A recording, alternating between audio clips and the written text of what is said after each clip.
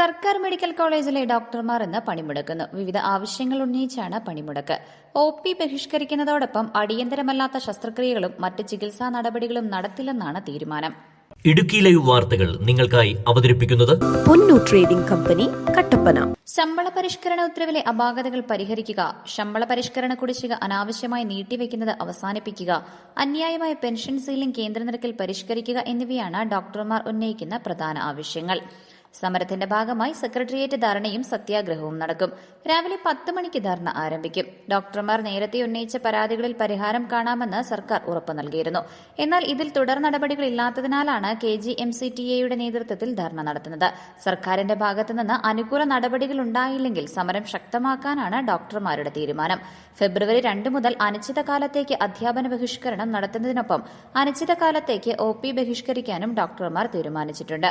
കൂടാതെ അനിശ്ചിതകാലത്തേക്ക് അത്യാവശ്യമില്ലാത്ത ശസ്ത്രക്രിയകൾ നിർത്തിവെക്കാനും തീരുമാനമായിട്ടുണ്ട്.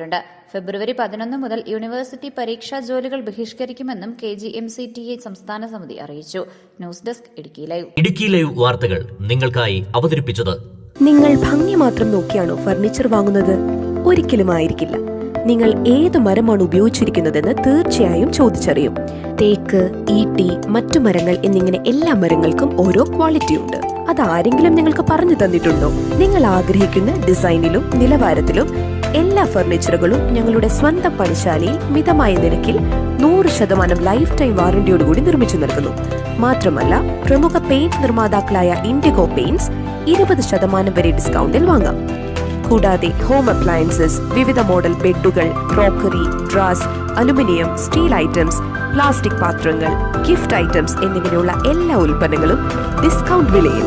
Ponnur trading company, Kattappana.